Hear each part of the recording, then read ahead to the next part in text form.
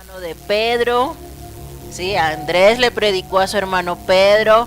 Ya sabemos que Juan era hermano con quién, con Jacobo, y que a ambos se les llamaba los hijos de quién, del trueno, exactamente. Ya sabemos que Felipe era amigo de quién, de Bartolomé, que también se le conoce como Natanael. Ya sabemos también que Mateo era un qué, un publicano, ¿verdad? Y pues lo estudiamos juntamente con Tomás, que era un qué, un incrédulo. Y también estuvimos estudiando la vida de Jacobo el menor, ¿verdad? Y de Judas, ¿quién? Tadeo. Y los últimos que vimos en el último miércoles fueron a Simón el Celote, que también se le conocía como Simón ¿qué? El cananista. Y estudiamos también a Judas Iscariote. Pues resulta que después de estos acontecimientos, vámonos a Mateo capítulo 10.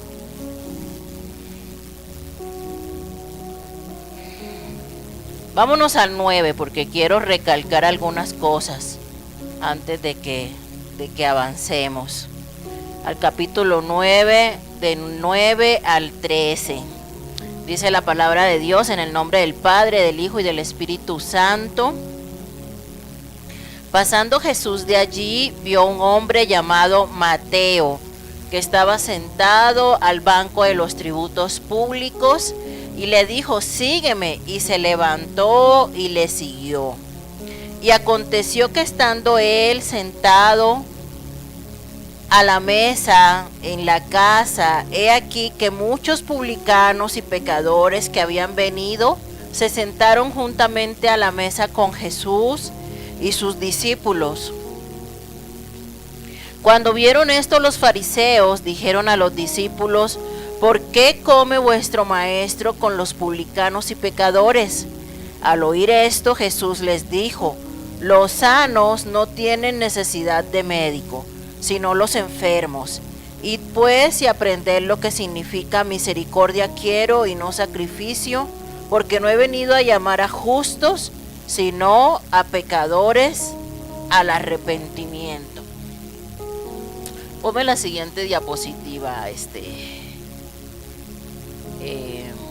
Rafa, porfa. Y el primer punto que vamos a estudiar el día de hoy es: Jesús tiene el poder para ver el potencial que hay en nosotros.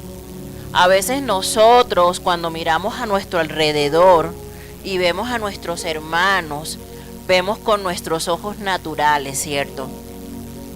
Y decimos: ay, este hermano, ¿cómo que Dios lo usa si es tan antipático? Ay, este hermano, ¿cómo es que Dios lo usa si es tan enojón?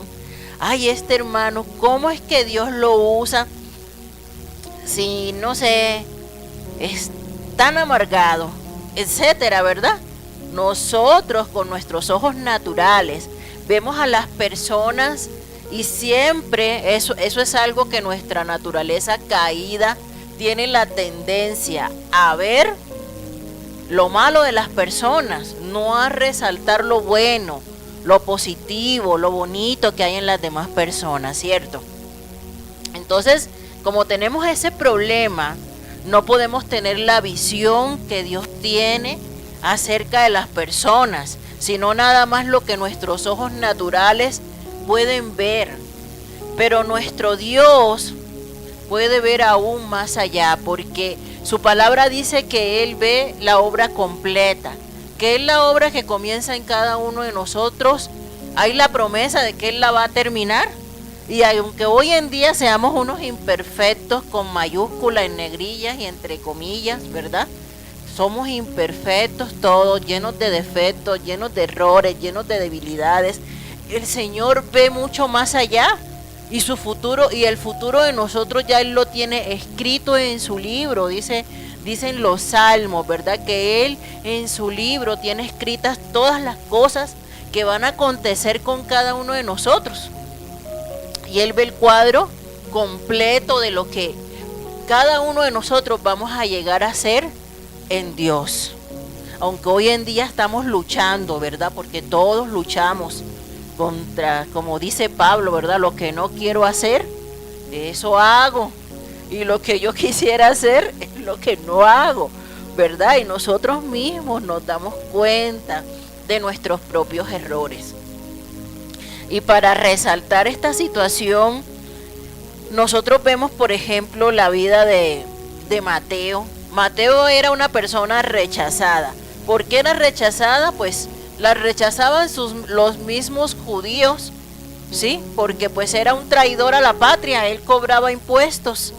Y cobraba impuestos no para los judíos, para los romanos, que eran los peores enemigos de los judíos. Y no contento con eso, pues los romanos le decían a los cobradores de impuestos, bueno, usted va a cobrar tanta cuota mensual, ¿sí? Haga de cuenta, ¿no? El impuesto es 20 pesos. Pero lo único que le importa al Imperio Romano es que usted cobre esos 20 pesos. Ya de ahí en adelante usted puede cobrar lo que usted quiera y quedarse con el resto.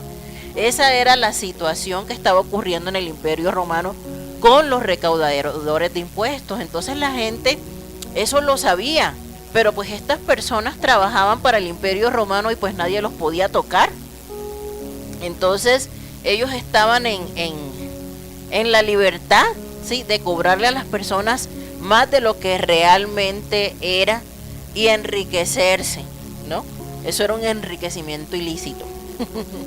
Pero pues ilícito pero lícito, ¿verdad? Como los políticos que se enriquecen ilícitamente, pero pues como son ellos, pues nadie puede hacer nada, ¿verdad?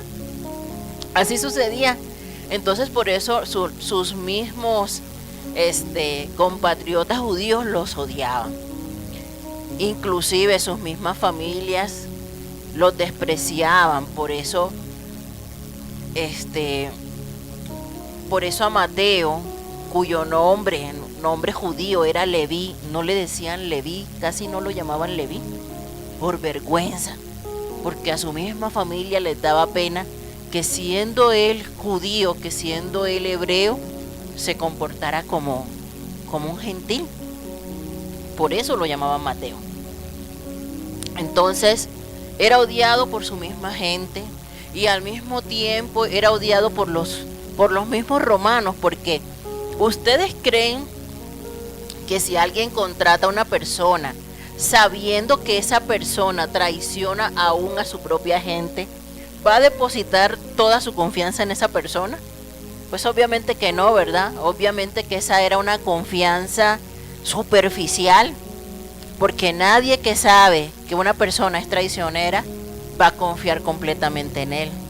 Entonces al final él era rechazado por todos, tanto por los judíos como por los romanos.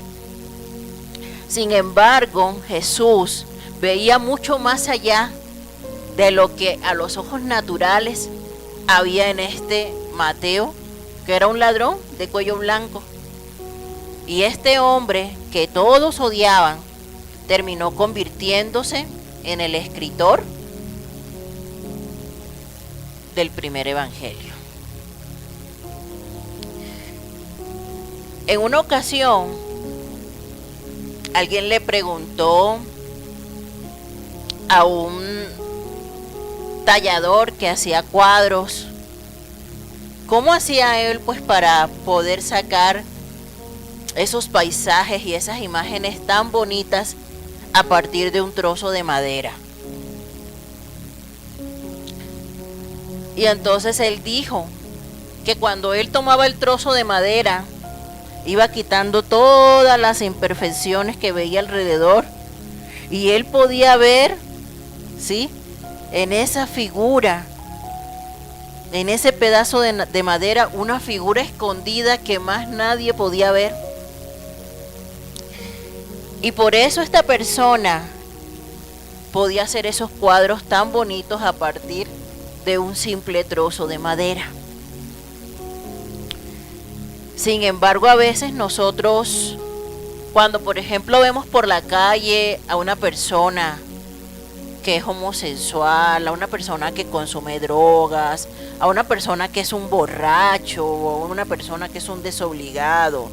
No podemos creer que Dios pueda hacer algo con esa persona. Sin embargo, antes de nosotros estudiar a los 12 apóstoles, veíamos cómo el Señor, varios milagros de Jesús, ¿se acuerdan? Vimos que Jesús sanó a un leproso, vimos que Jesús resucitó a una niña, vimos que Jesús liberó a un endemoniado, vimos que Jesús calmó la tormenta y pudimos ver el poder de Jesús, ¿sí?, sobre la naturaleza, el poder de Jesús aún sobre los demonios, el poder de Jesús aún sobre las enfermedades y sobre la misma muerte. Jesús tiene poder. Y si Jesús tiene poder para cambiar todas esas circunstancias, Jesús tiene todo el poder y toda la autoridad para cambiar y transformar la vida de una persona, aunque esa persona sea lo peor, lo más despreciable ante los ojos de los hombres. Porque no hay nada imposible para Dios. Entonces nosotros, a través del estudio de estos 12 hombres, que vimos cada uno, ¿verdad?, lo lejos que llegaron, hasta donde Dios usó la vida, porque nos tomamos el trabajo de estudiar la vida de cada uno de ellos, ¿verdad?, hasta dónde pudieron llegar a través de lo que la historia de la iglesia nos enseña. Y nosotros podemos ver que el Señor tiene planes para nosotros, ¿sí?, planes mucho más grandes de lo que nosotros podemos imaginar. Pero necesitamos ponernos los lentes de Dios para poder saber lo que Él quiere hacer con cada uno de nosotros. Porque a veces nuestra visión es muy corta y nosotros nada más vemos nuestros defectos y nuestras debilidades. Pero ciertamente el Señor tiene un plan para todos y cada uno de sus hijos, amados hermanos. Y esos hijos somos tú y yo.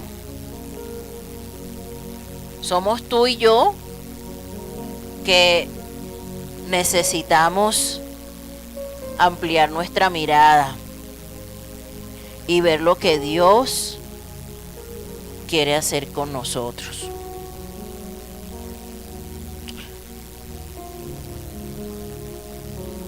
El Señor escogió a cada uno de estos 12 y hay un versículo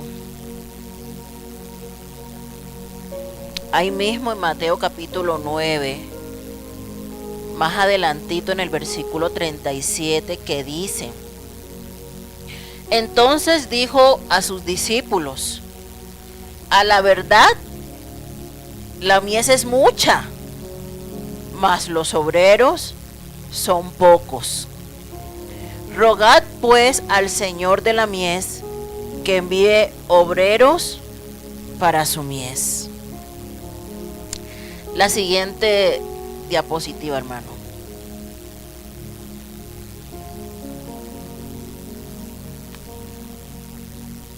Jesús tiene poder para dirigir a sus cosechadores. Aquí, según lo que dice la palabra en Mateo capítulo 9, versículo 36 al 38, el problema no es la cosecha. ¿Estamos de acuerdo? Ahí no dice en ningún momento que el problema sea la cosecha. La mies, que es como el cultivo como del trigo, es un cultivo así, eso es lo que se conoce como la mies. Dice el Señor, la mies es mucha, o sea, hay mucha cosecha, mucha cosecha, ¿sí? Pero es como cuando la cosecha se echa a perder porque pues no hay quien la recoja.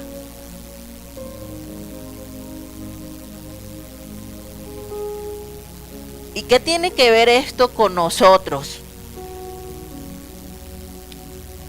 La realidad es que allá afuera hay mucha necesidad, La mies es mucha, dice el Señor. Su palabra no dice que la mies sea poca, dice que la mies es mucha. Eso quiere decir que allá afuera hay necesidad de Dios. ¿Por qué? Porque todas las personas tienen necesidad de Dios. ¿Cuál es el problema? ¿O quién es el problema más bien? Nosotros los cosechadores. Porque hay mucha mies para tan pocos obreros. Y estamos de acuerdo que si usted tiene un sembrado, ¿verdad? Si no hay quien la coseche, pues esa fruta se va a perder, se va a desperdiciar, ¿no? Hay una casa ahí en la privada donde yo vivo que es una mata de guayabas. Y cuando esa mata empieza a dar guayabas, las guayabas caen al piso, ¿no? Y a veces pasa uno y las guayabas están tiradas ahí porque pues nadie las recogió. Luego va uno con la vecina, ¿verdad? Y lleva su cantarito y ella regala guayabas. Pero ese árbol es tan fértil, de verdad, que pasa si hay una cantidad siempre de guayabas en el piso, echadas a perder, que nadie las recogió. Algo así es lo que el Señor nos dice en su palabra. Allá afuera hay muchos, pero ¿dónde están los cosechadores? Es que el problema, ¿verdad?, es que somos pocos. Pero antes de nosotros poder salir a cosechar lo que ya está listo, esa mies que dice el Señor, nosotros como cosechadores tenemos que estar listos para la cosecha. No podemos ir a recoger si no tenemos armas, herramientas con qué recoger la cosecha. ¿Estamos de acuerdo? Yo a lo mejor quiero recoger mucho, pero si yo no llevo una bolsita, no sé, una tina, algo, ¿dónde la voy a recoger, verdad? Asimismo el Señor se encargó de preparar a estos hombres durante 3 años de tal manera que ellos estuvieran listos como cosechadores para ir a recoger esa mies que ya estaba lista. Cierto, eso fue lo que el Señor hizo a lo largo de su ministerio. Entonces el Señor toma a estos 12 hombres tan diferentes, tan opuestos, y que seguramente algunos de ellos, ¿verdad?, al comienzo tuvieron muchos conflictos, porque pues mientras había un Mateo que anteriormente había servido al Imperio Romano, por otro lado estaba un Simón el Celote que odiaba a los romanos, por lo tanto tuvo que haber odiado a Mateo, ¿cierto? Mientras había un Judas, ¿no?, que le gustaba el dinero. No sabemos si lo escogieron o a lo mejor él mismo se ofreció como tesorero porque sabía que era una oportunidad para tomar lo que no le correspondía, ¿verdad? Este hombre le gustaba el dinero, le gustaba robar, y a lo mejor entre los 12 había otro que era muy honesto, ¿verdad? Había un Tomás que era muy incrédulo, mientras que a lo mejor vemos a un Juan, ¿verdad?, posteriormente, que era un hombre lleno de fe.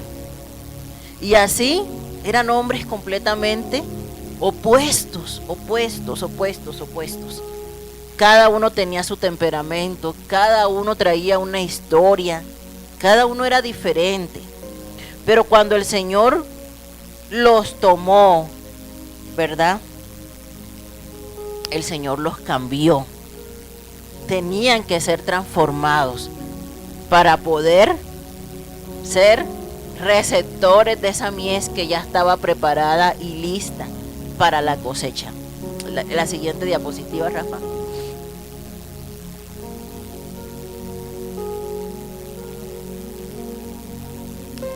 Entonces nosotros nos damos cuenta cómo el Señor reunió a todos sus obreros, ¿sí? Los reunió de tal manera que en esos 3 años su vida fue completamente transformada. Y es que la vida de nosotros, cuando nosotros llegamos a Jesús, tiene que ser transformada. No puede ser posible que alguien que diga que ha tenido un encuentro con el Señor siga siendo la misma persona. Eso es imposible. Porque una vez tienes un encuentro con Cristo, tu vida tiene que empezar a cambiar. Y así como nosotros vemos que cambió la vida de estos 12 hombres en las manos del Señor Jesucristo, también vemos a lo largo de las Escrituras cómo el Señor transformó a otros hombres como Pablo. Pablo es el mejor ejemplo que hay de esta gran verdad de que Jesús transforma las vidas. ¿Por qué? Porque Pablo era un asesino, un perseguidor de la iglesia, un asesino de cristianos. Sin embargo, Pablo después llegó a ser el apóstol de los gentiles. Y es que nosotros necesitamos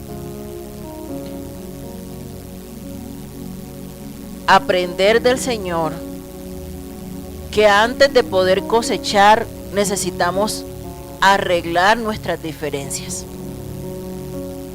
Antes de poder ver fruto en tu vida, necesitas arreglar las diferencias que tengas con los demás. Eso es necesario. Antes de que Pablo empezara a dar fruto en su ministerio hacia los gentiles, ¿qué tuvo que pasar? Él tuvo que ir con los apóstoles, ¿cierto? Y el mismo Bernabé intercedió por él porque pues nadie le creía. Era tan tremendo que no le creían, ¿verdad? No le creían ese cambio. Y Bernabé va y le dice a los 12, es que sí, él cambió, realmente ha cambiado. Hay que darle un voto de credibilidad, ¿verdad? Ese celote, ¿verdad? Ese Simón el celote que andaba con la espada. Y vamos a ver que realmente andaban con la espada, no me lo estoy inventando. Vamos a ver lo que dice Lucas 22.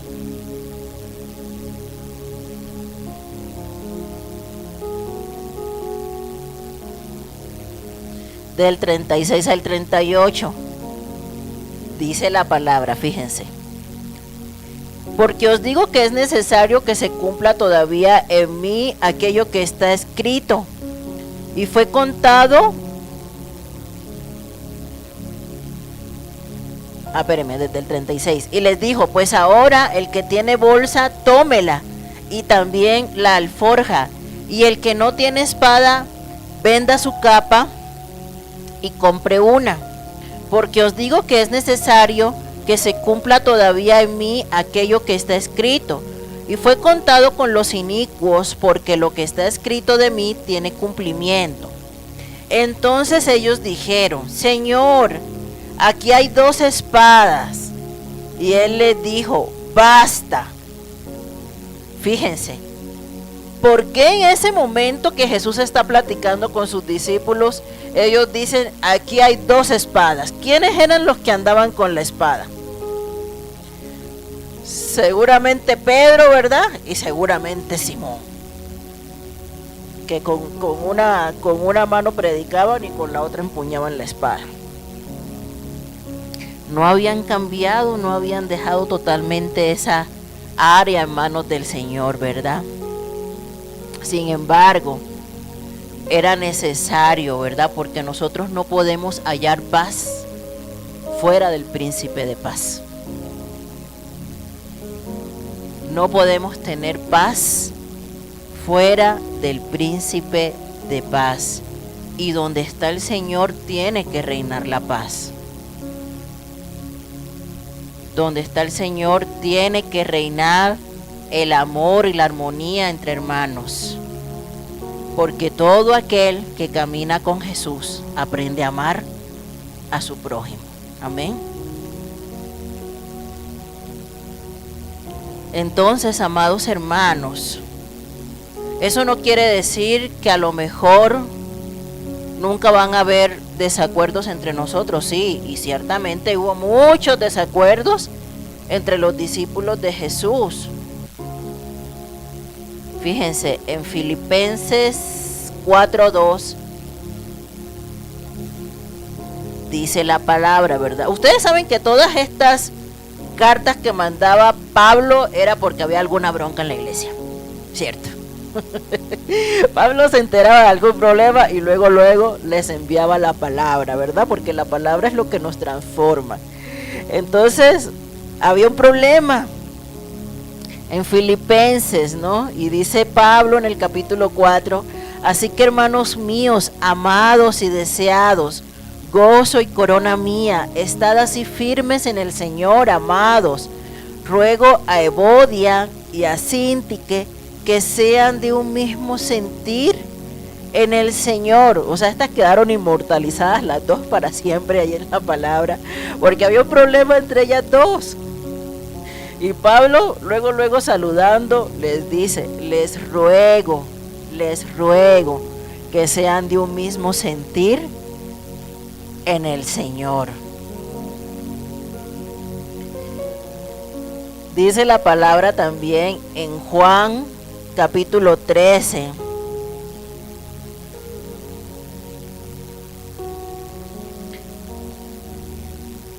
Versículo 35 dice, en el 34 dice, un mandamiento nuevo os doy, que os améis unos a otros como yo os he amado, que también os améis unos a otros. En esto conocerán todos que sois mis discípulos, si tuviereis amor los unos con los otros. Entonces, amados hermanos, es necesario que reine la paz. ¿Para qué? Para que podamos recibir la cosecha. Amén.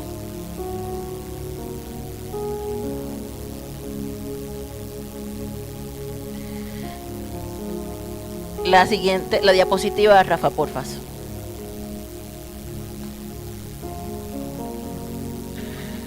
El Señor asimismo tiene principios para guiar a sus obreros. Y el primer principio que vamos a ver es: la cosecha depende del horario de Dios. La palabra dice en Mateo capítulo 10, ahora sí vamos a Mateo capítulo 10. Mateo capítulo 10, 5 y 6 dice: a estos 12 envió Jesús y les dio instrucciones diciendo: por camino de gentiles no vayáis, y en ciudad de samaritanos no entréis, sino id antes a las ovejas perdidas de la casa de Israel. Y yendo, predicad diciendo: el reino de los cielos se ha acercado. ¿Por qué el Señor dice esto? ¿Será porque el Señor no quería que los samaritanos y los gentiles fueran salvos? Claro que sí quería, ¿verdad? Pero eso iba a ser en el tiempo de Dios. Eso iba a ser en el tiempo del Señor, ¿cierto? ¿Por qué? Porque, la diapositiva, hermano, porque a veces nosotros, pues sí, queremos que se convierta, ir a las naciones, ¿verdad? Pero no estamos pensando en el que vive al lado de nuestra casa. Entonces el Señor les dice a ellos, y de hecho se los dijo en el libro de los Hechos, ¿se acuerdan? El Señor les dijo: y me seréis testigos en Jerusalén, en Judea, en Samaria y hasta lo último de la tierra. El Señor se los dijo, o sea, eso ahí era el momento, ¿verdad? Y ese era el orden en el cual la palabra del Señor iba a ser expandida. Pero en ese momento no era el tiempo, ¿cierto? El Señor les dice: vayan primero a las ovejas perdidas de la casa de Israel. Eso quiere decir que primero tenían que predicar a los judíos antes de que el evangelio fuera llevado a los gentiles. Y nosotros vimos, ¿verdad? A lo largo ahorita de las clases que nos estuvo dando la hermana Ever, vimos cómo fue posible que cada uno de los apóstoles llegara a lugares que ellos nunca imaginaron, a otros países, a otras naciones. Pero en este momento el Señor les está dando la indicación: vayan a las ovejas perdidas de la casa de Israel. Más adelante, ese ministerio de cada uno de ellos iba a ser extendido a todas las naciones, ¿verdad? En primera, porque no era el tiempo de Dios. En segunda, porque el Señor tenía que probar primero su fidelidad en lo poco. Así es esto, hermanos. Nosotros tenemos que ser sensibles al horario y al momento oportuno del Espíritu Santo de Dios. Y nosotros tenemos que pedir la dirección del Espíritu Santo de Dios cuando vamos a compartir el Evangelio con otra persona. Porque a veces nosotros queremos que en el momento en que nosotros hablemos, mejor dicho, la persona inmediatamente se convierta. Eso anhelamos, ¿verdad? Pero no es en nuestro tiempo, es en el tiempo del Señor. O a veces nosotros nos desesperamos o nos frustramos porque tenemos 200 años de estar compartiéndole el Evangelio a un vecino, a un amigo, a un familiar, y resulta que pareciera que cada día tiene el corazón más duro. Pero no es en nuestro tiempo, es en el tiempo de Dios. ¿Qué es lo que tú tienes que hacer? No desistir y seguir orando. Y en el momento en el que el Señor prepare ese corazón, entonces esa semilla que tú sembraste va a dar fruto. Pero no dejes de regar la semillita, tienes que seguir regándola. Pero en algún momento esa semillita va a germinar, pero no cuando nosotros queramos, sino cuando el Señor diga, en el tiempo de Dios. Amén. Hay una historia en el libro de Hechos, en el libro de los Hechos de los Apóstoles, en el capítulo 16, del 6 al 10, dice: y atravesando Frigia y la provincia de Galacia, les fue prohibido por el Espíritu Santo hablar la palabra en Asia. Y cuando llegaron a Misia, intentaron ir a Bitinia, pero el Espíritu Santo no se lo permitió. Y pasando junto a Misia, descendieron a Troas, y se le mostró a Pablo una visión de noche. Un varón macedonio estaba en pie, rogándole y diciendo: pasa a Macedonia y ayúdanos. Cuando vio la visión, enseguida procuramos partir para Macedonia, dando por cierto que Dios nos llamaba para que les anunciásemos el Evangelio. Entonces, la intención de Pablo pues era buena, ¿verdad? Pues él dice, pues en todas partes se necesitan el Evangelio, yo voy aquí, voy allá, ¿cierto? Sin embargo, en los planes del Señor no era el tiempo para ese lugar. Había una necesidad en otro lugar, y ese lugar, esa necesidad era ir a cosechar almas en Macedonia. De igual manera, nosotros necesitamos que sea el Espíritu Santo el que nos guíe, porque a veces nosotros nos adelantamos al plan que Dios tiene. A veces esa cosecha todavía no está lista en su corazón y nosotros queremos a fuerzas, ¿verdad? A mi tiempo, a mi gana, forzar el corazón de las personas para que reciban al Señor, pero eso es imposible. El único que pone, el único que da el redarguir a las personas en su corazón es el Espíritu Santo de Dios. Él es el único que da el convencimiento. ¿Cuál es el trabajo de nosotros? Sembrar la palabra, estar regando la semillita, no frustrarnos, no desistir, no tirar la toalla, ser pacientes, pero tampoco soltar a esa persona de nuestras oraciones. Y en el tiempo que Dios diga, esa flor se va a abrir, téngalo por seguro, porque no hay corazón tan duro que se pueda resistir a la palabra del Señor. Pero solamente Dios es el único que puede hacer que una flor se abra. Nosotros no. El otro punto es: la cosecha depende del poder de Dios. Dice en Mateo capítulo 10, en el versículo 8: sanad enfermos, limpiad leprosos, resucitad muertos, echad fuera demonios. De gracia recibisteis, dad de gracias. El Señor dice que nosotros hemos recibido poder y autoridad. ¿Lo dice o no lo dice su palabra? ¿Y para qué hemos recibido ese poder y esa autoridad, amados hermanos? ¿Para qué? ¿Para qué dice la palabra? ¿Para qué?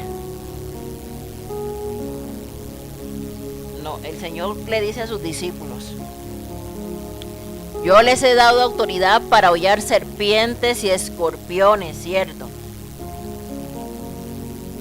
Para libertar a los cautivos. Entonces, el Señor a nosotros nos dio la autoridad. ¿Y por medio de quién tenemos esa autoridad? Por medio del Espíritu Santo que mora en nosotros, ¿cierto? El Espíritu Santo es lo que nos unge a nosotros de poder. Es el Espíritu Santo de Dios. No es nuestro conocimiento, no es nuestra habilidad, no es de que yo me crea muy buena gente. Es el Espíritu Santo el que nos llena de poder. ¿Y por qué el Espíritu Santo nos llena de ese poder? Porque es necesario. Es necesario que también nosotros como pueblo de Dios podamos hacer milagros y señales como lo hicieron los discípulos. ¿Por qué es necesario eso? Para que la gente crea. Para eso son necesarios los milagros. No nos podemos enfocar tanto en el fruto del Espíritu Santo que dejemos por fuera la operación del Espíritu Santo. ¿Estamos de acuerdo? El fruto del Espíritu Santo es importante. ¿Cuál es el fruto del Espíritu Santo según Gálatas? Amor, paz, gozo, benignidad, paciencia, bondad, templanza, dominio propio, todo fe. Esos son los frutos del Espíritu Santo de Dios. Eso es bueno, es necesario. Pero también es necesaria la operación sobrenatural del Espíritu Santo sobre nuestras vidas. ¿Cierto? Y por eso estamos estudiando los dones del Espíritu Santo los domingos, porque es tan importante lo uno como lo otro. Es importante.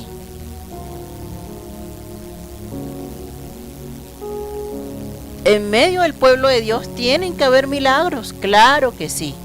Que usted pueda tener la certeza de que usted estaba enfermo y de que fue Dios quien lo sanó. Que usted pueda tener la certeza de que usted estaba atado y que fue Dios quien lo liberó. Que usted pueda tener la certeza de que usted no tenía y de que fue Dios quien le proveyó. Es necesario tanto lo uno como lo otro. Porque el pueblo de Dios tiene que guardar un equilibrio perfecto en todo. No podemos nosotros inhabilitar la operación del Espíritu Santo, porque hoy Dios sigue sanando, sigue liberando, sigue proveyendo. Dios es un Dios de milagro, es el Dios en el cual creemos. Entonces tú y yo tenemos toda la autoridad, no solo para predicar, sino para orar por una persona y que esa persona sea sana en el nombre de Jesús. Tú y yo tenemos el poder no solamente para compartir el evangelio, sino para orar por una persona y que esa persona sea libre en el nombre de Jesús. Tú y yo tenemos la autoridad, no porque yo lo diga, porque la Biblia lo dice.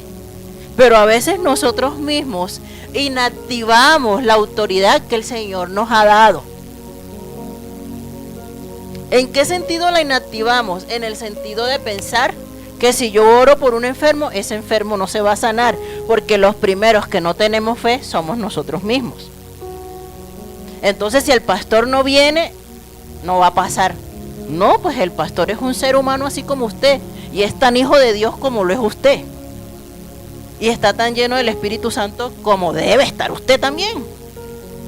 No tiene por qué haber diferencia alguna. Si el Señor dijo: yo les he dado autoridad. ¿A quiénes? A mis discípulos. Y si usted se considera un discípulo, usted también tiene la autoridad. ¿Sí o no?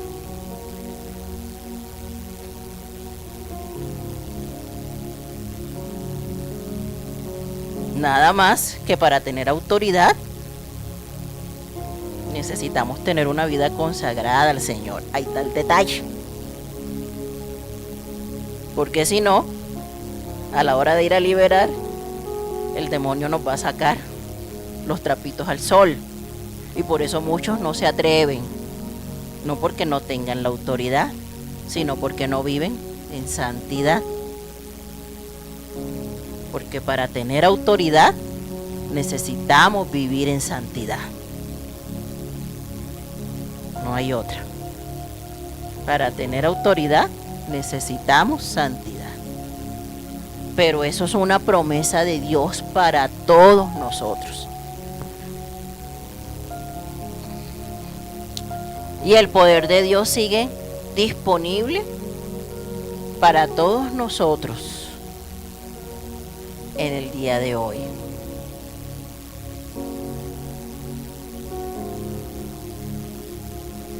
¿Y cómo sigue vigente? Pues también por medio de los dones del Espíritu Santo, en los cuales creemos plenamente. Creemos que el Señor ha derramado poder sobre su iglesia y que hay personas que tienen los dones del Espíritu Santo. Pero independientemente de los dones, el Señor derramó sobre todos sus discípulos la autoridad.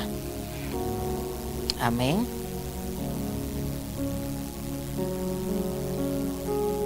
El siguiente punto: la cosecha depende de una motivación pura. En la anterior. Ahí está, la tercera. La cosecha depende de una motivación pura. Dice el Señor: dad de gracia lo que por gracia recibisteis. Nosotros tenemos que tener una motivación pura cuando le servimos al Señor. Nosotros no podemos negociar con el Evangelio.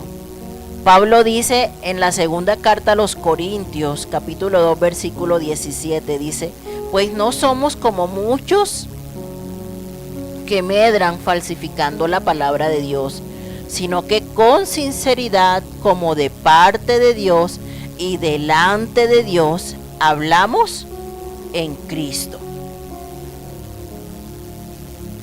De hecho, uno de los requisitos, ¿verdad?, para los obispos, de los cuales habla Timoteo, es precisamente no ser un amante de ganancias deshonestas, dice la palabra.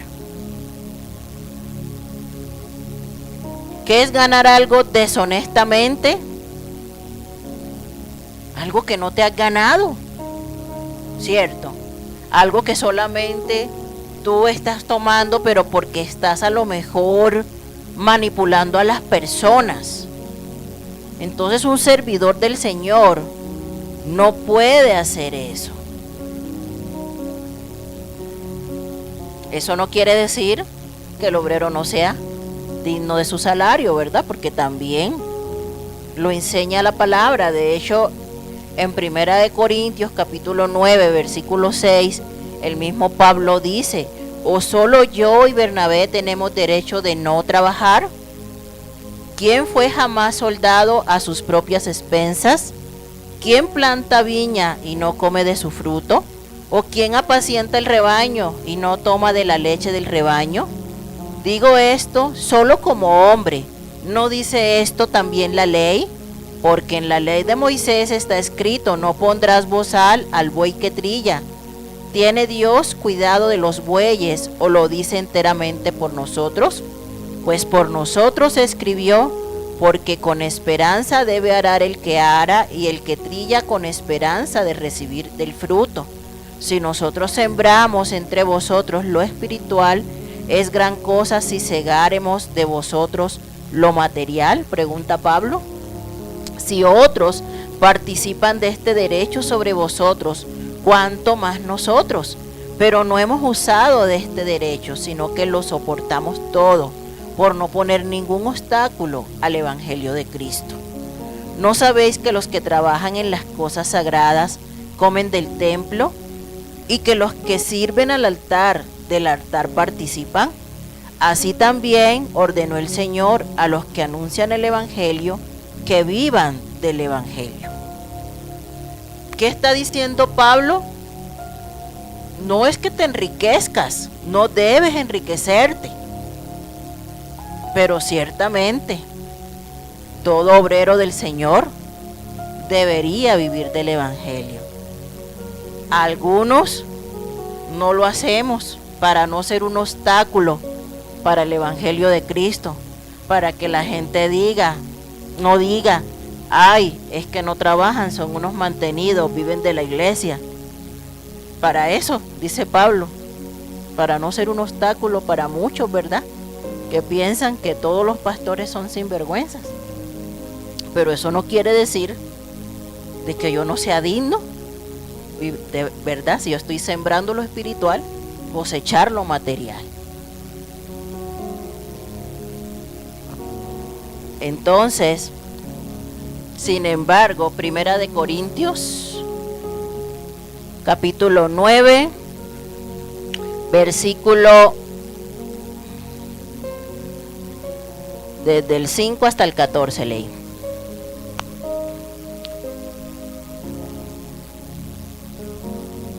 Entonces, amados hermanos, sí deben de apoyar, ¿verdad?, la iglesia, a los pastores. Sin embargo, es muy diferente que un pastor quiera aprovecharse, ¿verdad?, de las personas, como muchos hacen. ¿Por qué? Porque el Señor ve las motivaciones del corazón. Y esto no aplica solamente para lo económico, esto aplica para todas las personas. Hay personas que solamente sirven al Señor por tener una posición dentro de la iglesia. Hay personas que solamente sirven al Señor para que lo vean. Hay personas que solamente sirven al Señor porque piensan que con su servicio, y este es un peligro muy, muy, muy grande. Pensar que por tu servicio no necesitas tener una vida consagrada a Dios y que por el simple hecho de servir ya eres salvo. Ese es un peligro, es una línea muy delgada, porque hay personas que piensan que por venir a la iglesia, por hacer algo en la iglesia, ya tienen garantizado el cielo.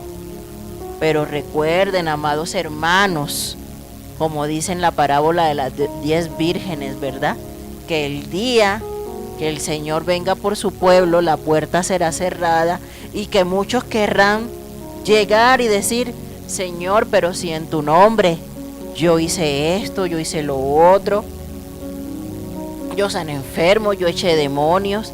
Y el Señor les va a decir: apartaos de mí, hacedores de maldad, no los conozco. Entonces, amados hermanos, nosotros servimos a Dios por agradecimiento a nuestro Señor, que lo dio todo en la cruz del Calvario. Cuánto más no deberíamos dar nosotros por nuestro Señor, traducido en tiempo, esfuerzo, dinero, lo que sea necesario.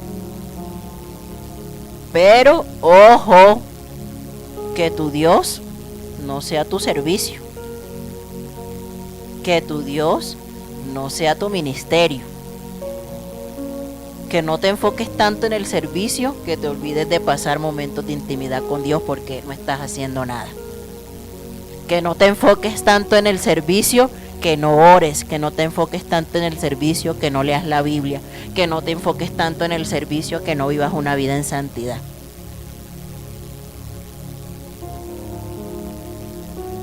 Porque el Señor viene por hijos a los cuales Él conozca en la intimidad.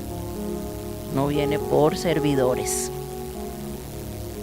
Porque el Señor no te ama por lo que haces, sino por lo que eres. Si usted sirve, pero usted no tiene una vida de intimidad con Dios, vale más aquel que sirve, que no sirve, pero que todos los días está en la presencia del Señor. Créame que ese es más conocido en el reino de los cielos. Entonces, amado hermano, no se equivoque. Nuestra motivación para servirle al Señor es una motivación pura, por amor, por agradecimiento. Pero eso en ningún momento sustituye nuestra relación con Dios. Amén. La siguiente.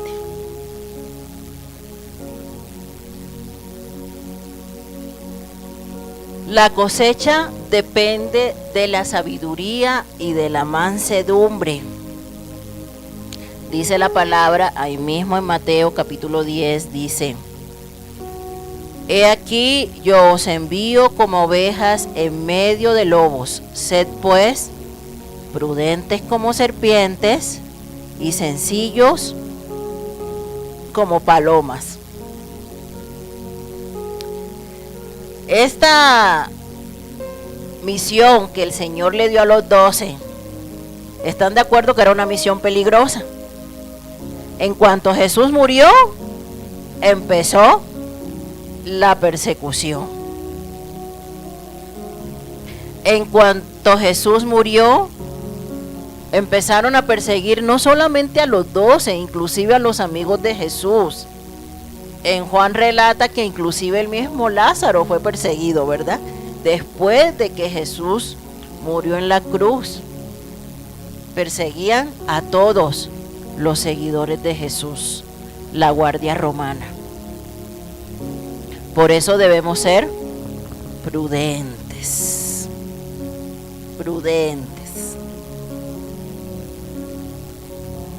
Si es cierto, hay una necesidad de ir por la mies. Si es cierto, usted está siendo preparado para ser un buen cosechador. Pero tampoco usted se va a ir a meter a la boca del lobo si el Señor no se lo ha dicho. ¿Estamos de acuerdo? Si el Señor no le ha dado esa indicación, tampoco vaya usted a meterse a la boca del lobo.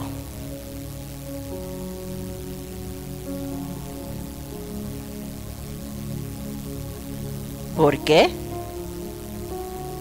Porque le puede pasar algo por imprudente. Por imprudente. La palabra dice en Proverbios que el prudente ve el mal, el peligro y se aparta.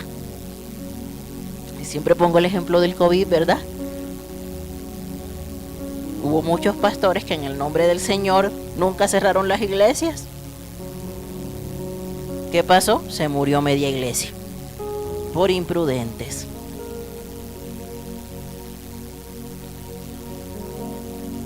Un ejemplo sencillo, ¿verdad? Y real. Dice la palabra que seamos mansos como palomas. ¿Por qué necesitamos la mansedumbre para predicar? Imagínense que alguien vaya a predicar y el que le recibe la palabra le conteste con 5 piedras en la mano, y el que primeramente le estaba dando la palabra le vuelva a contestar y se forme un dime que yo te diré.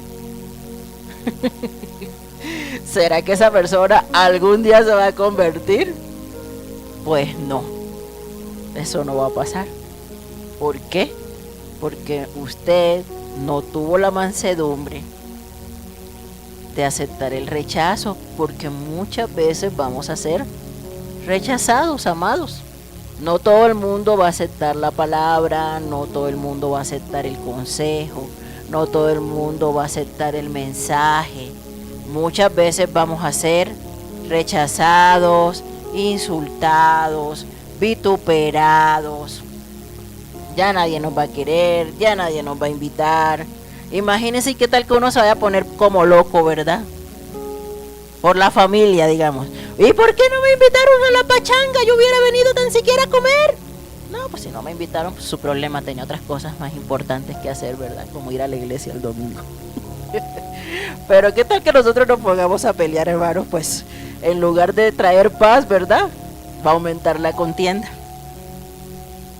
Entonces, pues necesitamos ser prudentes y necesitamos ser mansos.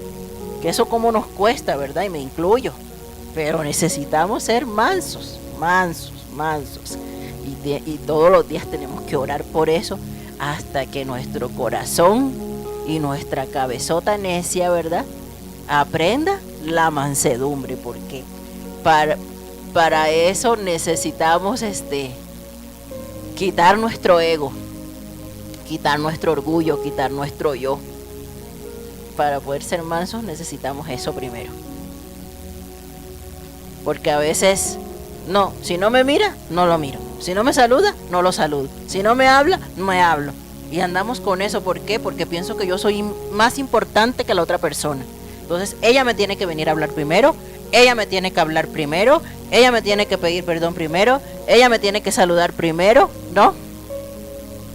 Por nuestro ego, por nuestro yo, porque pues así somos, ¿verdad? Nuestra naturaleza caída nos lleva a actuar de esa manera, pero ahí es donde nosotros tenemos que decirle a nuestra cabezota, ¿verdad? Cálmate, no es así, estás mal, ¿no? Acuérdate que eres un hijo de Dios, acuérdate que el Señor nos manda a amar, acuérdate. Y aunque sea mi vecino, pues que me pone la música todo timbal que no me gusta y parece música de endemoniados, pues no irle, hermano, un escándalo, aunque por dentro eso quisiera, ¿verdad? Es difícil, pero no es imposible, porque si el Señor nos manda es porque sabe que podemos con eso, ¿cierto? Con la ayuda de su Espíritu Santo. La confianza depende de que escuchemos de Dios y hablemos de Él con confianza. Vamos a ver qué nos dice Mateo 10.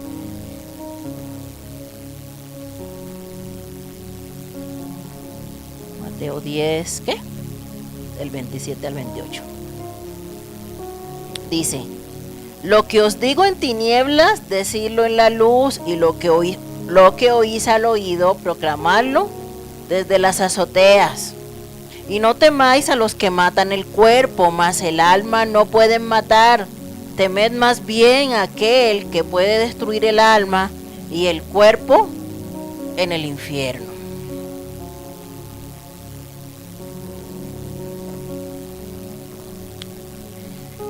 Realmente, amados hermanos, todos nosotros hemos tenido momentos de soledad, ¿cierto? Todos nosotros hemos tenido esos momentos en los que pensamos que no hay nadie, que todo el mundo nos abandonó. Todos tenemos esos momentos en los que pensamos que nadie nos entiende. Y esos son los momentos en los cuales el Señor habla a nuestros corazones siempre, ¿verdad?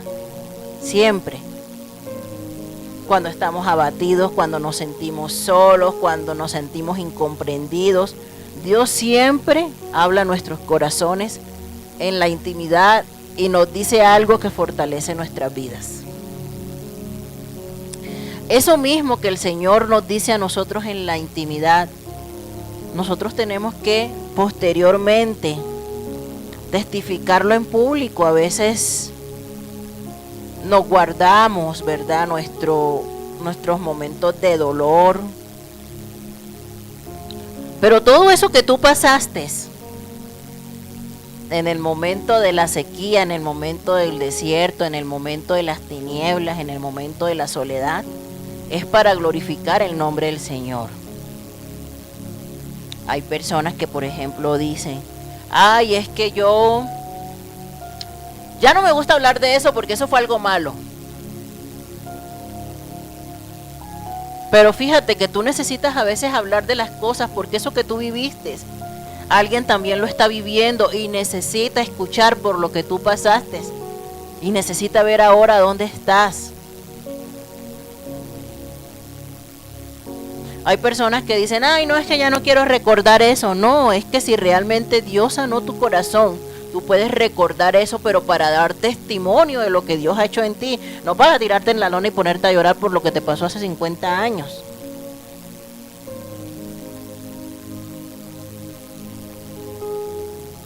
Porque no somos amnésicos. Yo estoy segura de que todos aquí nos acordamos de todos los momentos malos que hemos vivido y también de los buenos. Pero todos esos momentos malos que nosotros en un momento vivimos eran necesarios. Y todos esos momentos malos que tú y yo vivimos en nuestra vida eran necesarios. ¿Para qué? Para estar en este proceso y poder estar ahorita en este punto en el que estamos ahora. Ay, es que no me gusta hablar de mi vida pasada, de mí. Eso fue necesario. Aunque tú hoy en día lo veas como algo malo, eso fue necesario. Y eso fue parte de la voluntad de Dios para tu vida, para que hoy estuvieras aquí sentado.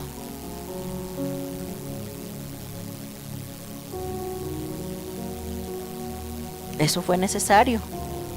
Dios lo permitió.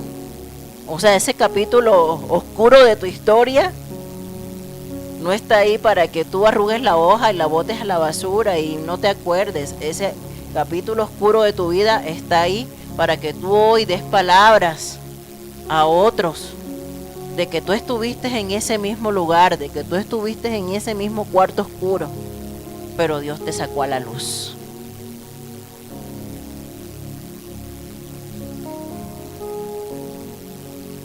Y entonces cuando nosotros testificamos del Señor, eso también es necesario para esa cosecha que está allá afuera. Quizás no es lo principal, ¿verdad? Porque siempre que hemos dado capacitaciones sobre evangelismo, siempre decimos: lo importante es el mensaje del Señor. Lo importante es el mensaje del Señor. Lo importante es su palabra. Lo importante es que la gente sepa que Dios nos ama, que nosotros pecamos y estamos alejados de la gloria del Señor. Pero tanto ha sido el amor de Dios por nosotros que envió a su Hijo para que muriera en una cruz a llevar nuestros pecados, para que nosotros hoy, si nos arrepentimos, si aceptamos a Jesús en nuestro corazón, seamos verdaderamente libres y podamos ser salvos. Ese es el mensaje principal del Evangelio. Pero a veces eso por lo que tú pasaste va a animar y va a levantar la vida de otra persona. ¿Qué otro aspecto nos habla este versículo? Que dice que no temamos a los que pueden matar el cuerpo, ¿verdad? Porque finalmente, ¿qué va a pasar con el cuerpo, hermanos? Y eso ya lo hemos aprendido aquí. Recuerdo que una vez les di un estudio bíblico sobre qué sucede con nosotros después de la muerte. Y bueno, a decir verdad, que este cuerpo escultural se lo van a comer los gusanos, ¿verdad? Este cuerpo latino mío va a terminar debajo de la tierra y va a ser comidita para los gusanitos, abono para la tierra, ¿verdad? pero mi alma se va con el Señor. Entonces nosotros no tenemos que tener miedo de los que matan el cuerpo, dice la palabra, ¿verdad? Pero nuestra alma no la pueden matar. Una persona puede sacar un revólver, darte 3 tiros y decir, ya me deshice de ella. Oh, sorpresa, no, pues al contrario, nos manda más directo para la eternidad, ¿verdad? A la vida eterna, a la vida eterna. Porque nuestra alma va a ir con el Señor. Esa es nuestra esperanza, esa es nuestra confianza.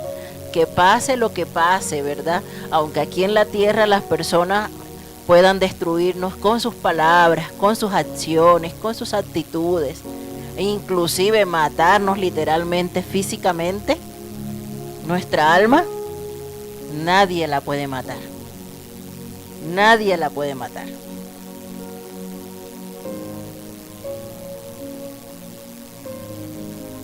Temed más bien a aquel que puede destruir el alma y el cuerpo en el infierno. ¿Quiénes son esos? El mundo, la carne y Satanás, ¿verdad? Esos sí pueden destruir nuestra alma. Por eso nosotros tenemos que decidir hoy, y recordar lo que está en la palabra. En la palabra dice, estamos en el mundo, pero no somos del mundo. No somos del mundo, dice la palabra.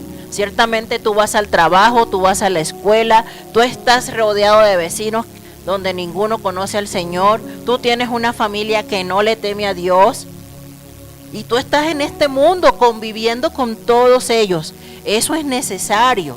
Pero tú no eres de este mundo. Acuérdate que tu ciudadanía está en los cielos.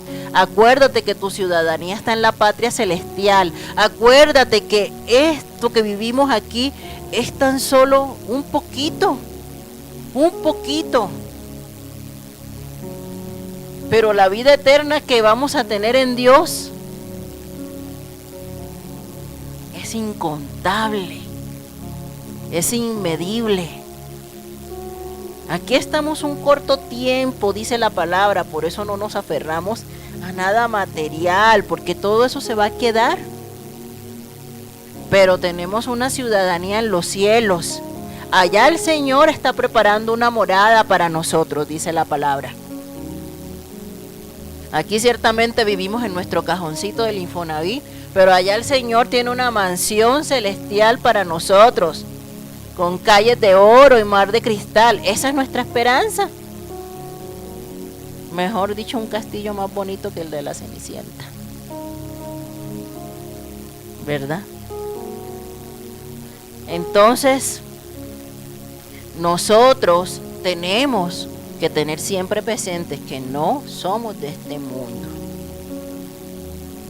Con respecto a nuestro otro enemigo, la carne, tenemos claro lo que dice Gálatas, ¿verdad? ¿Cuáles son las obras de la carne? ¿Cuáles son? Pónmela, Rafa, porfas. Gálatas capítulo 5. Debe estar como por el 22 más o menos. Las obras de la carne y el fruto del Espíritu.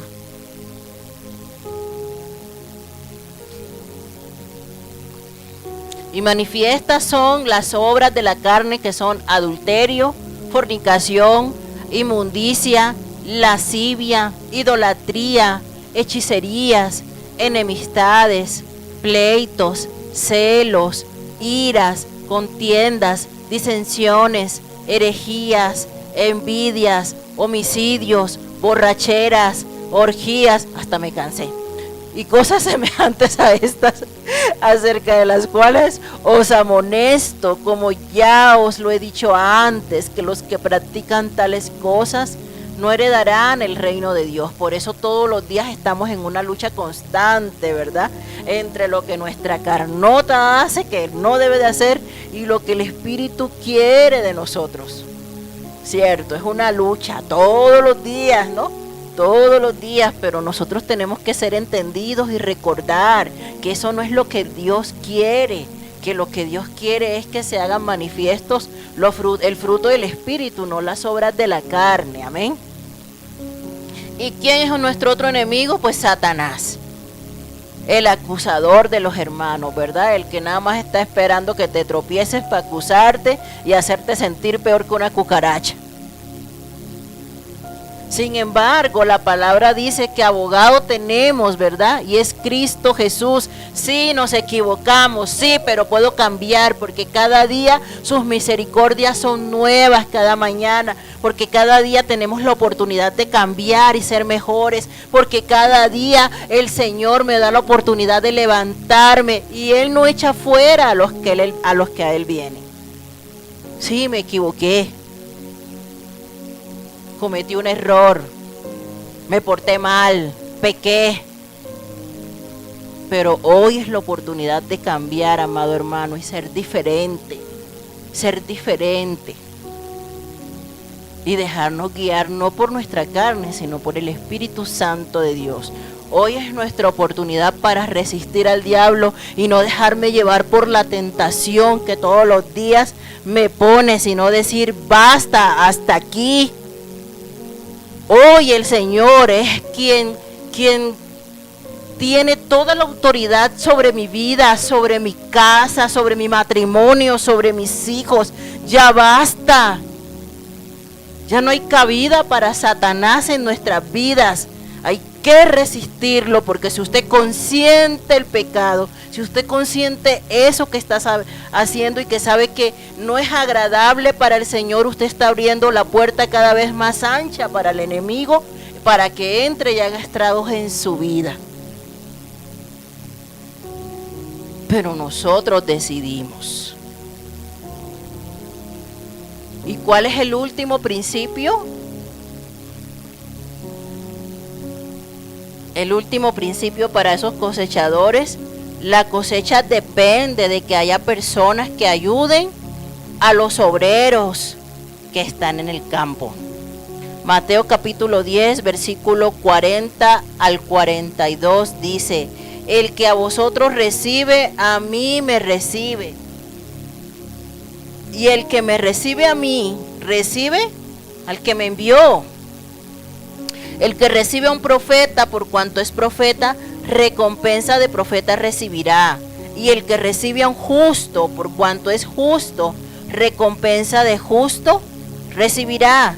Y cualquiera que dé a uno de estos pequeñitos un vaso de agua fría solamente, por cuanto es discípulo, de cierto os digo que no perderá su recompensa. Dios dará recompensa. Dios dará recompensa a todos aquellos que ayuden a sus obreros. Y aquí todos somos obreros del Señor. ¿Y cómo nos ayudamos?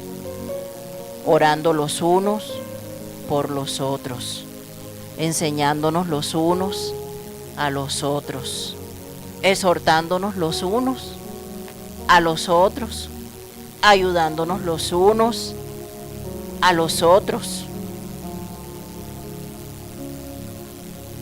Así nos ayudamos. No nos ponemos el pie, no tenemos envidias, no tenemos contiendas entre nosotros, porque esto no es una competencia, esto es un equipo. Y todos vamos hacia la misma meta, amén, que es glorificar el nombre de nuestro Señor. Y en medio de esa diversidad que hay en medio de nosotros, donde unos son ojos, otros son pies, otros son manos, cada uno de nosotros tiene que entender la función que cumple dentro del cuerpo. Y cada uno de nosotros debe entender que es parte fundamental e importante del cuerpo. ¿Para qué? Para que todo el cuerpo sea edificado, amado hermano. Y dice la palabra, y se lo vuelvo a repetir por si a alguien se le olvidó: hasta que todos lleguemos a la estatura del varón perfecto. hasta que toda la iglesia alcance una madurez. Entonces, si tú ves que si tu hermanito es inmaduro, en lugar de ponerle el pie, en lugar de juzgarlo, en lugar de criticarlo, dice la palabra: soportaos unos a otros, sed pacientes unos a otros, amaos unos a otros. Y vamos juntos, amén. Vamos juntos porque todos estamos en el mismo barco. Y si en algún punto el barco tiene un agujero, todos nos vamos a hundir. Si en algún punto el barco está averiado, todos nos vamos a hundir. Necesitamos entender eso. No somos una competencia, somos un equipo. No puedo querer hacer lo que el otro hace, ¿verdad? El ojo no puede querer ser mano, la mano no puede querer ser pie.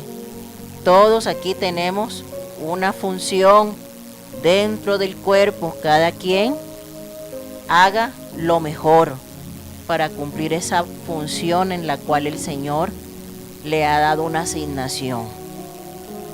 Amén. Y todos esos aspectos que vimos hoy son necesarios para que cumplamos ese objetivo, que es cosechar la mies que está madura allá afuera.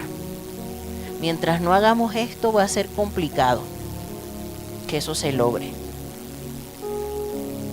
Fíjense, no sé si se acuerdan la parábola de los siervos. Dice que el señor de la viña contrató unos obreros y que unos llegaron a trabajar, no sé si recuerdan esa parábola. Unos llegaron a trabajar desde temprano, ¿cierto? Y otros llegaron a la última hora. Y entonces los que llegaron a la última hora, cuando llegó la paga, a todos les pagaron igual. A todos les dieron el mismo sueldo, dice la parábola, ¿verdad? No voy a profundizar porque más adelante pues vamos a estudiar todas las parábolas. Pero a todos les pagaron el mismo sueldo, dice esa parábola. Entonces los que llegaron desde temprano dijeron: pues ¿cómo es posible? Pues este acaba de llegar y chambeó 15 minutos y me están pagando lo mismo a mí que llegué desde las 6 de la mañana. No es justo.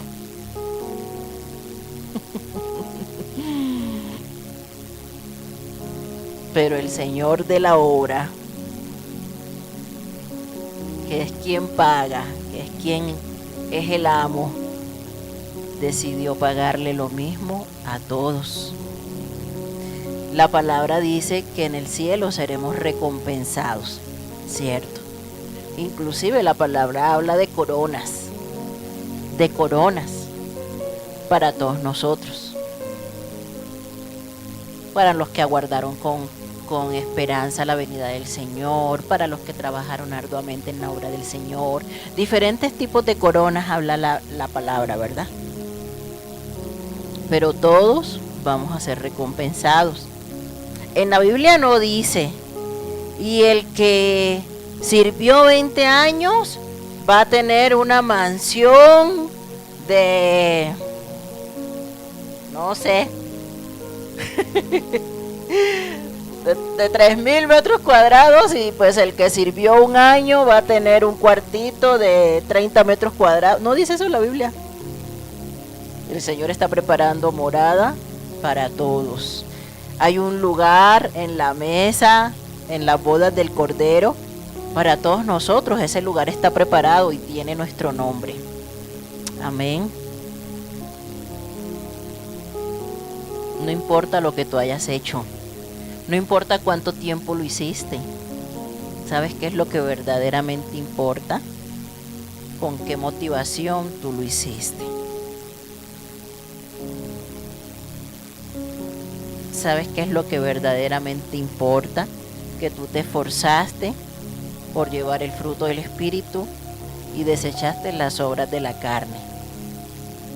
¿Sabes qué es lo que verdaderamente importa? Que tú amaste a tu prójimo como a ti mismo. No importa que tanto te mataste.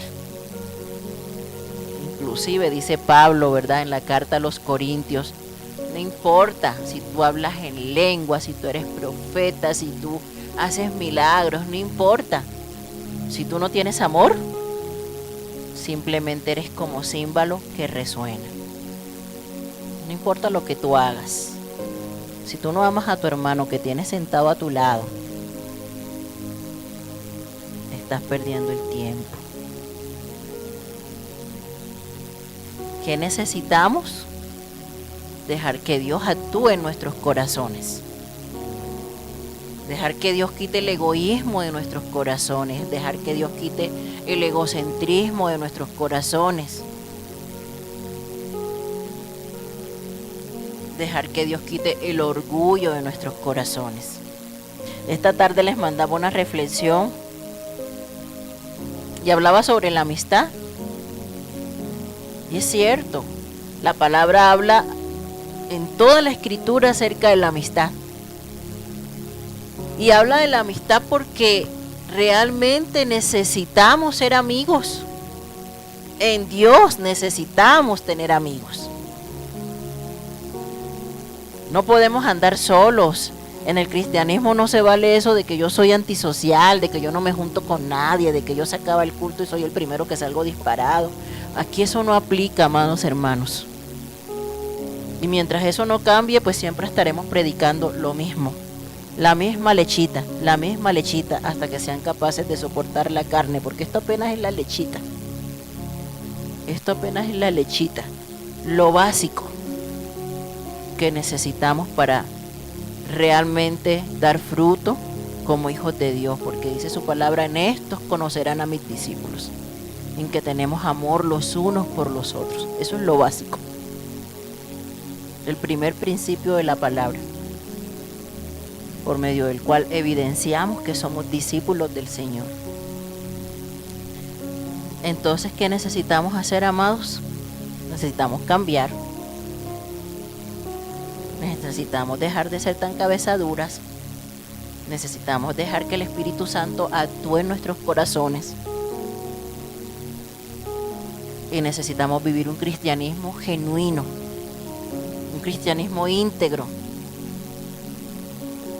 donde no solamente nos sentamos a escuchar, sino que vivimos lo que oímos. Amén. ¿Y qué más falta ahí? ¿Qué más falta, Rafa? Bueno, rápidamente, porque esto es corto.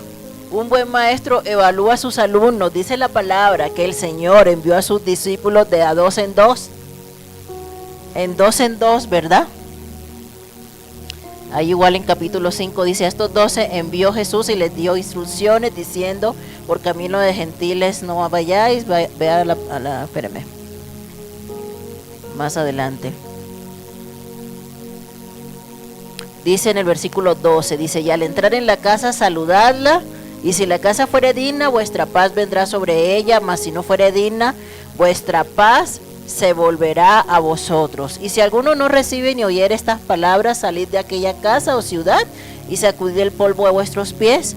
De cierto os digo que en el día del juicio será más tolerable el castigo para la tierra de Sodoma y Gomorra que para aquella ciudad. El Señor les enseñó por 3 años y luego vino el examen. ¿Cuál fue el examen? Vayan a predicar. Y así también con nosotros, ¿verdad? Porque nosotros no estamos aquí sentados y no crean que nunca van a ser evaluados. Y la palabra no es nada más para que la recibamos. Y ay, sí, qué bonito estuvo. ¿Todo ok? Ajá, ¿y? Allá afuera está la mies, ¿verdad? Entonces el Señor los mandó a visitar los hogares, pero les advirtió que iba a haber persecución. Les advirtió. La siguiente: los judíos hicieron su trabajo de evangelismo primero con los judíos. El trabajo práctico debía comenzarse entre gente que conocían, predicando el reino de los cielos y haciendo milagros. ¿Por qué entre gente que conocían? Bueno, nosotros vemos que Jesús visitó la casa de Pedro, ¿cierto? Jesús visitó la casa de Zaqueo, Jesús visitó la casa de Mateo. Pero Jesús no se iba a meter a las casas de gente que no conocía. ¿Por qué? Porque a los primeros que tienes que compartirles el evangelio es a los que tú conoces, ¿cierto? En Marcos 6:7 nos habla de que el Señor los envió de a dos, o sea, ese grupo de 12 salieron 6 grupos de a 2. Ajá. Pero también en un momento dado ellos iban también a alcanzar a los gentiles. Ahí está el versículo, ya lo puso Rafa, dice, llamó a los 12 y comenzó a enviarlos de 2 en 2 en 2. La diapositiva, Rafa. No se debían conformar solamente con predicar, sino con practicar. ¿Por qué? Palabra más acciones es igual a un verdadero discípulo. Y el Señor les dice también, no lleven nada, ¿verdad? No lleven nada. ¿Por qué? Porque ser discípulo implica dejar nuestra comodidad, sacrificar muchas cosas. Hay gente que no se congrega porque prefieren el domingo irse a pasear con su familia. Hay gente que no sirve porque dice, ay no, después tengo que estar yendo a los cultos. Después tengo que escuchar la prédica. No quieren salir de su comodidad. Pero para ser un verdadero discípulo necesitas dejar la comodidad. No puedes ser un verdadero discípulo siguiendo tu vida cómoda.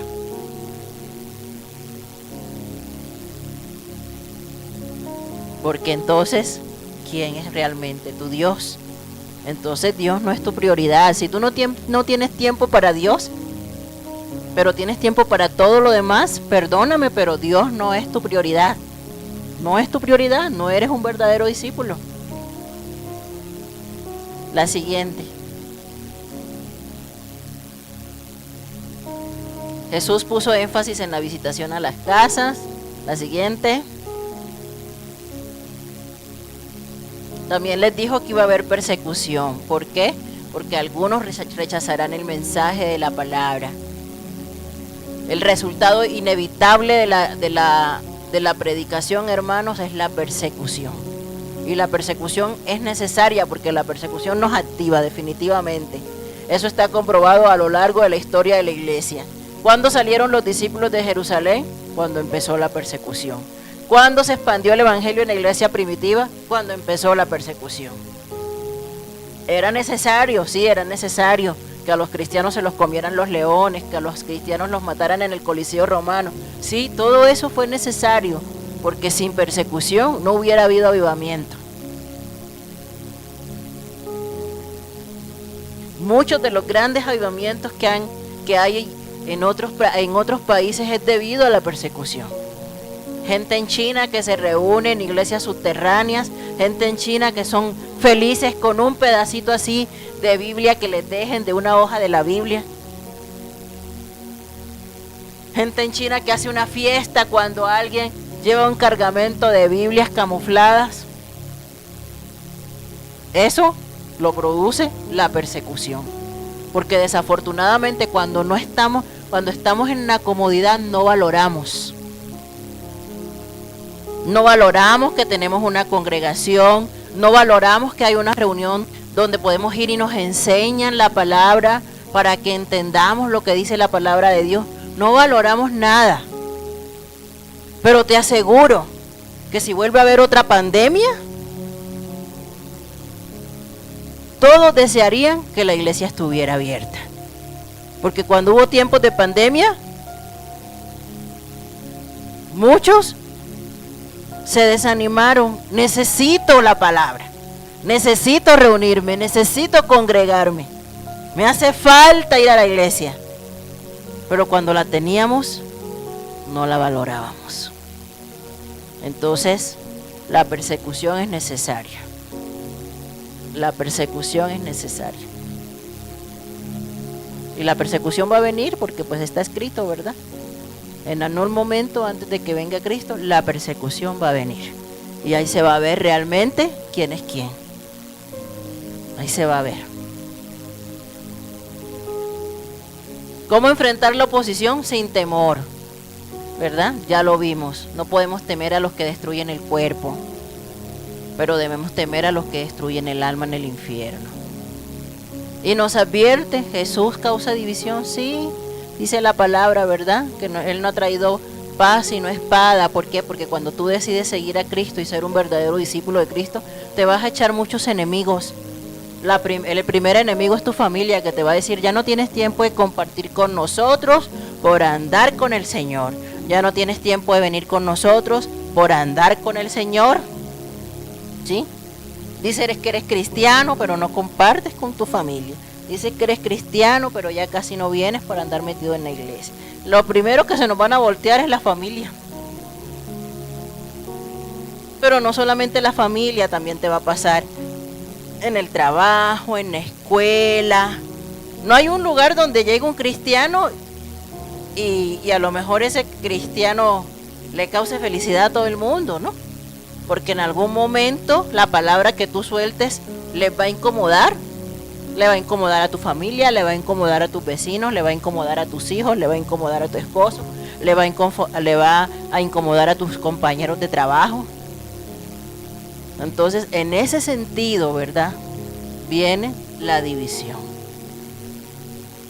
Sin embargo, ¿qué tenemos que hacer nosotros? Ser fieles hasta que Cristo venga. Porque ciertamente seremos recompensados. Amén. Vamos a orar, póngase sobre sus pies.